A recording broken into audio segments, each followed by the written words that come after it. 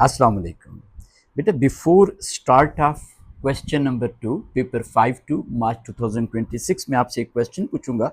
एनामुलस point and data is reliable, ये आपने देखा होगा लास्ट में गिवन होता है। बच्चे बड़े कंफ्यूज होते हैं। ये मैंने आपके सामने कुछ पेपर लिखे हैं। ये हमारे पास है question 2C4 paper 5 March 2024। You can check it by yourself. Question 2D4 paper 5153 June 2024। एक ही एनामुलस पॉइंट है। एग्जामिनर कह रहा है यस भी आप लिख सकते हो, नो भी लिख सकते हो।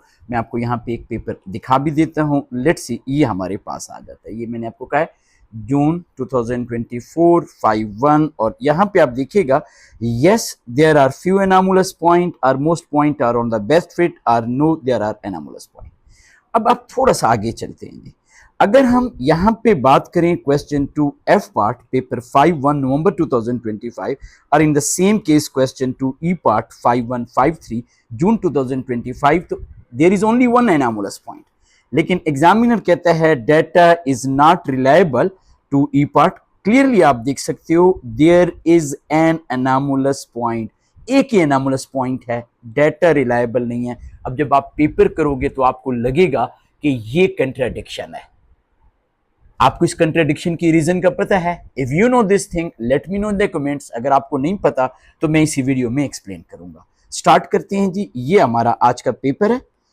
कौन सा पेपर है जी? मैंने आपको पहले बताया है जी, हमारे पास 970152 फेब मार्च 2026।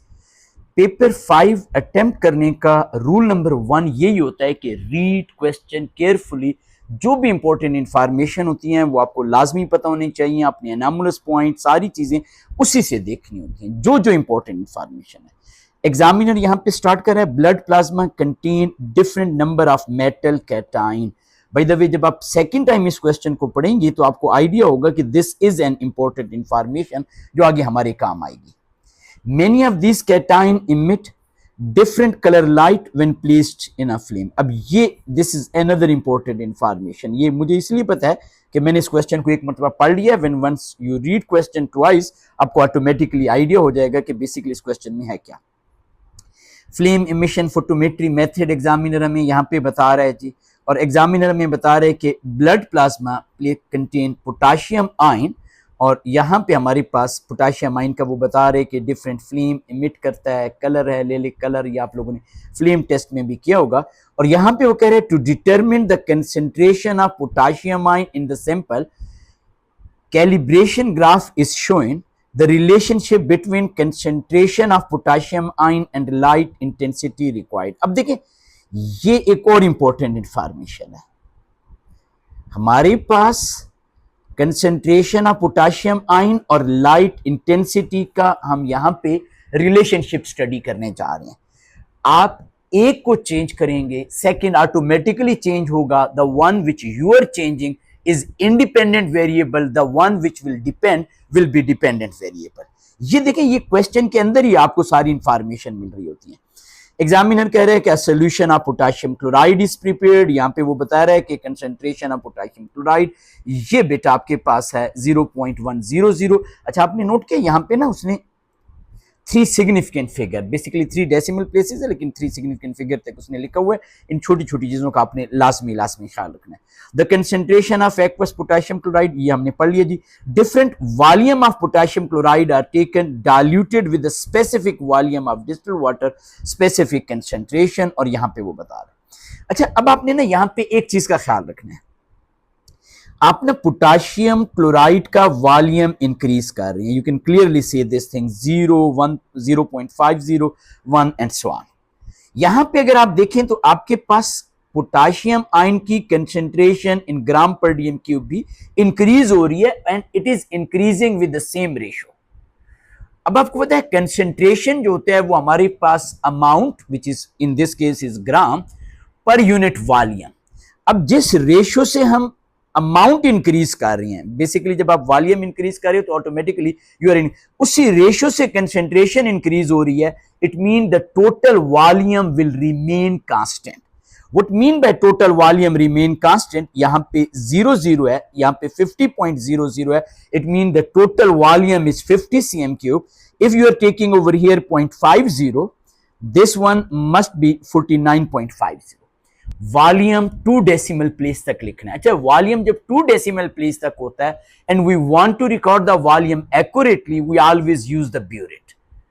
1 डेसिमल प्लेस तक को एक्यूरेटली डिटरमिन करना हो तो हम पिपेट यूज करते हैं। आप मेरी बाकी वीडियो देखिएगा, मैंने एक्सप्लेन किया हुआ है। 1.0 तो you are writing over here 49.0। ये बेटे इसी तरीके से आप टेबल कंप्लीट कर लेंगे। I don't want to waste your time, और यू नो दैट कि आपने 2 डेसिमल प्लेस तक लास्ट में ख्याल रखना है जी। ये आप खुद कंप्लीट करेंगे। नेक्स्ट आ जाते हैं, identify the suitable piece of operators. I said earlier 2 decimal place तक है, एक्यूरेटली वॉल्यूम हम यूज कर रहे हैं, तो what we will use burette। 1 decimal place तक होता, मैं फिर से रिपीट कर रहा हूं फॉर योर इंप्रूवमेंट। ये 1-2 पेपर में मैं डिस्कस कर चुका हूं, जहां पे एग्जामिनर कह रहा है 25.0 और 10.0 एक्यूरेटली रिकॉर्ड करना है। We used volumetric pipette of 25 और 10 cm क्यूब, वो जो भी वॉल्यूम था उस हिसाब से जी। आइडेंटिफाई डिपेंडेंट वेरिएबल, मैं आपको ऑलरेडी बता चुका हूं कि आपके पास, आप पोटाशियम की कंसेंट्रेशन चेंज कर रहे हो, आपके पास रिलेटिव लाइट इंटेंसिटी चेंज हो रही है। So relative light intensity is our dependent variable. अच्छा, कभी भूल जाए तो आपको कोई परेशान होने की जरूरत नहीं है। जो ग्राफ बना होता है वाई एक्सिस पे आपके पास नॉर्मली डिपेंडेंट वेरिएबल होता है, रिलेटिव। अच्छा, आपने चैनल को लाइक नहीं किया तो लाजमी कीजिएगा, शेयर करें वीडियो को, चैनल को सब्सक्राइब करें lazmi। That is the only favor which I am asking from you people, and I know that you are ready to help other।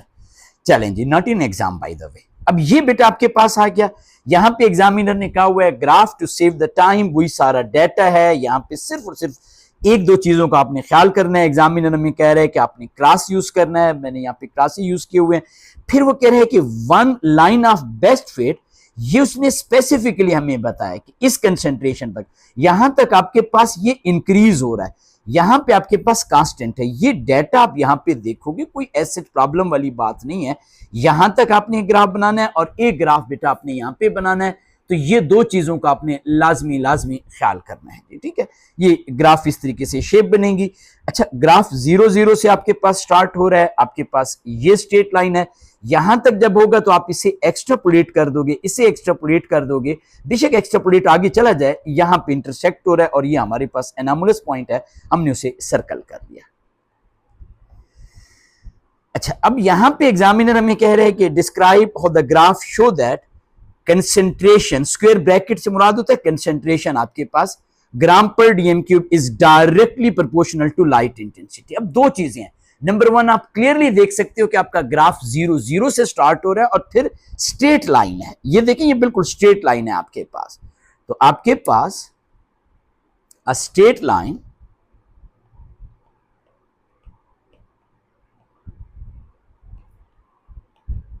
क्योंकि उसने भी 0 कहा हुआ है तो हम यहां पे लिख भी देते हैं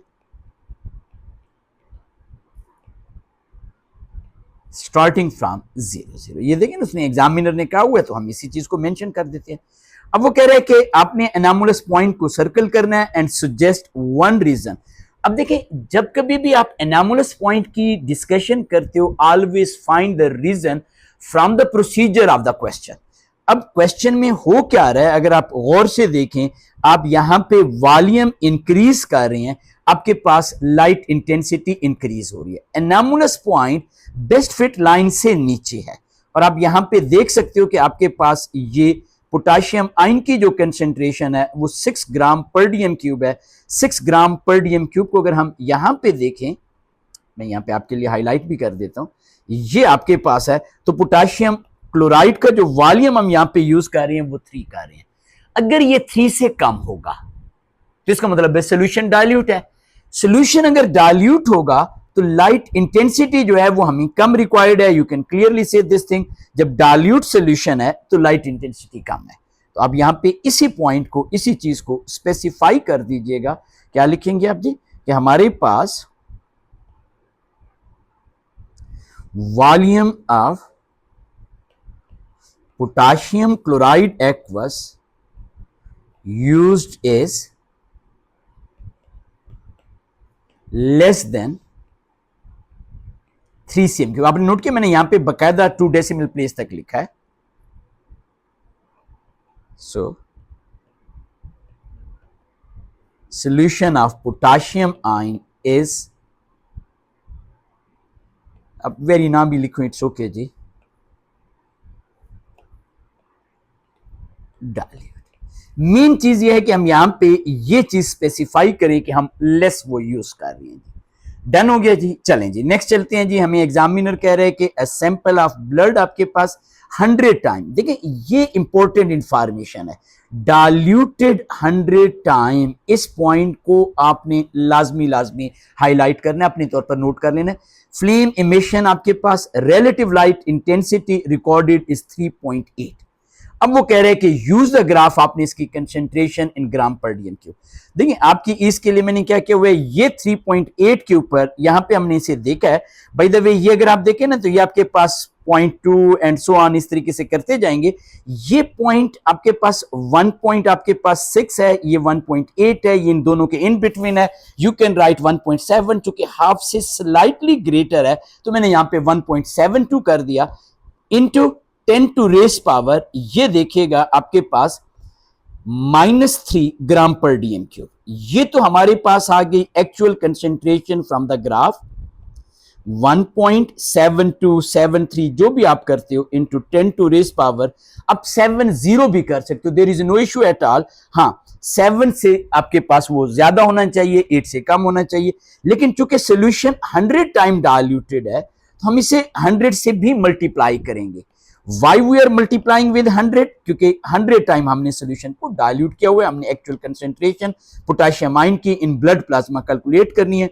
जब आप 100 से मल्टीप्लाई करोगे योर आंसर इज 0.172 ग्राम पर डीएम क्यूब। कितने सिग्निफिकेंट फिगर है? 3 सिग्निफिकेंट फिगर है। आपने नोट किया, मैं एक एक चीज आपको बार बार बता रहा हूं। ये वो स्कोर होता है जो आपको पता नहीं चलता और आप लूज कर देते हो।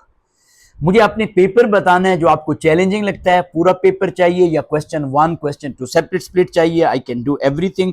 ठीक है जी, बस अपने चैनल को लाइक सब्सक्राइब करना है, शेयर करना है।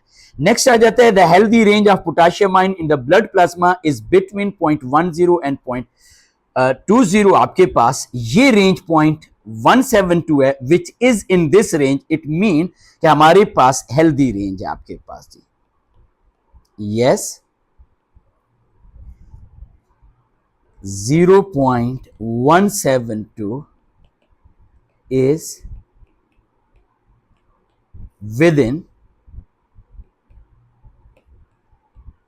healthy range। नेक्स्ट हम आ जाते हैं, अब एग्जामिनर हमें कह रहे हैं कि हमारे पास when testing the sample of blood plasma coloured light filter paper is needed. Coloured light filter paper, colorimeter आपने पढ़ा है? नहीं पढ़ा मुझे बताइएगा, मैं कलरीमीटर में इस तरह की चीजें बहुत डिटेल में अपने स्टूडेंट्स को बताता हूं। Only allow the lilac colour emit आपके पास sample and other one suggest why this colored light filter needed in testing for this but not for। अच्छा यहां पे ना बाज़ औक़ात बच्चे कहते हैं पोटेशियम क्लोराइड कलरलेस है, ये ब्लड कलर्ड है, ठीक है, that can be acceptable answer, but the real thing is that यहां पे मैंने आपको क्वेश्चन में बताया था, आप क्वेश्चन को और से देखेंगे, क्या लिखा हुआ है कि आपके पास डिफरेंट कैटाइन है and many of these cation emit the different colored light। अब चूंकि blood plasma contain other metal ion which would also emit the light and interfere with the detector, ये सारी की सारी चीजें आपने यहां पे लिखनी है जी। मैं लिख देता हूं आप लोगों के लिए जी। देखिए ना हम क्वेश्चन से ही आंसर निकाल रहे हैं। Blood plasma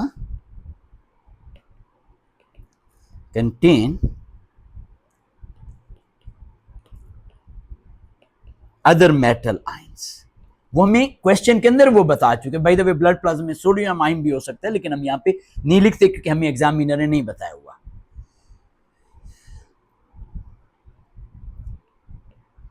which would also,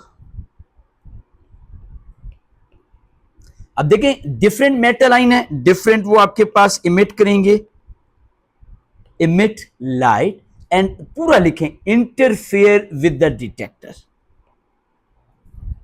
वैसे आप इंटरफेरेंस ना भी लिखें तो इट्स ओके, लेकिन इट विल बी बेटर आपके पास।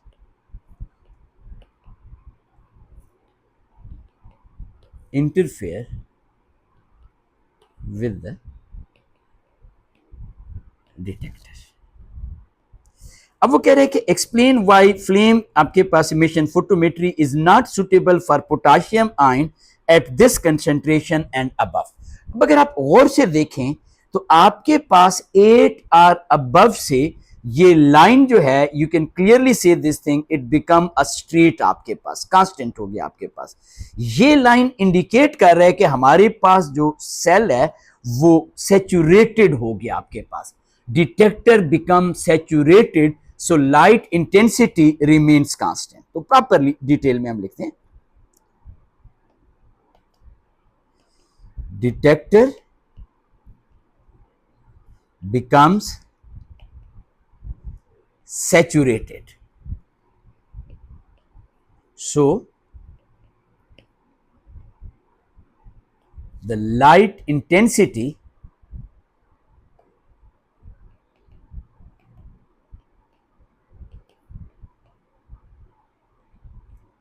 remains constant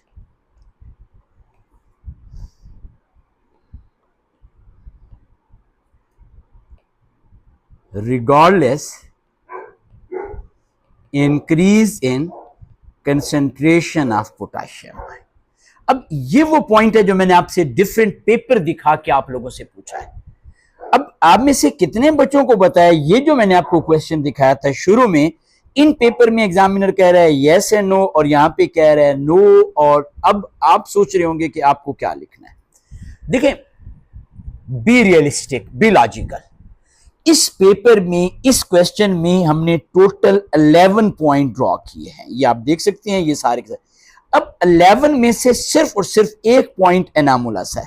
अगर आप परसेंटेज निकालें तो इट इज लेस देन आपके पास 10%, यानी लेस देन 10% है। जो मैंने आपको पेपर दिखाया था पहले ये 25 वाला पेपर, नवंबर वाला, वहां पे आपके पास 5 पॉइंट थे, वन ऑफ देम इज एनामुलस। अब 5 में से 1 एनामुलस मीन 20% डेटा इज एनामुलस। अब आप सोच रहे होंगे सर क्या हम पेपर में ये चीज करेंगे कि 20% डेटा एनामुलस है या 10% डेटा एनामुलस है? No, not at all. मैं आपको बेसिकली जो पॉइंट बताने की कोशिश कर रहा हूं वो ये है कि इट इज एन मैटर कि आपके पास एनामुलस पॉइंट जब आ गया तो आपको लॉजिक उसकी पता होनी चाहिए सेफ साइड के ऊपर। अगेन जाहिर है हमने तो ग्रेड लेना है, ये मैंने आपको लॉजिक बताई ताकि आपको पता चले कि कैम्ब्रिज का रिजल्ट कंट्राडिक्टरी नहीं है। लॉजिकली कंसेप्ट ये होता है, if there are 7 or more points and only one anomalous point, then you can write either yes or no. लेकिन if there are points which are lesser than 5 or lesser than 7, actually 7 is a threshold number, तो हम कहते हैं जी कि हमारे पास one anomalous point भी anomalous point हो, data is not reliable. So what is my suggestion? My suggestion is that देखो इस पेपर में एग्जामिनर दोनों ही आंसर एक्सेप्ट कर रहे हैं ना, आपके पास यस को भी एक्सेप्ट कर रहा है, नो को भी एक्सेप्ट कर रहा है। इस पेपर में सिर्फ और सिर्फ नो को एक्सेप्ट कर रहा है, तो सेफ साइड पे क्या है, आप नो लिख लिया करें। क्या लिख लिया करें? No, as there is anomalous point. वैसे टेक्निकली क्या मैंने बताया, 7 से ऊपर अगर पॉइंट होंगे and there is one anomalous point, you can write yes. 7 से कम है, there is one anomalous point, then you have to write no. If you can remember, safe side पे क्या है, no as there is anomalous point, or you can write yes as only 1 out of 11 is anomalous point। ठीक हो गया जी, thank you very much, best of luck for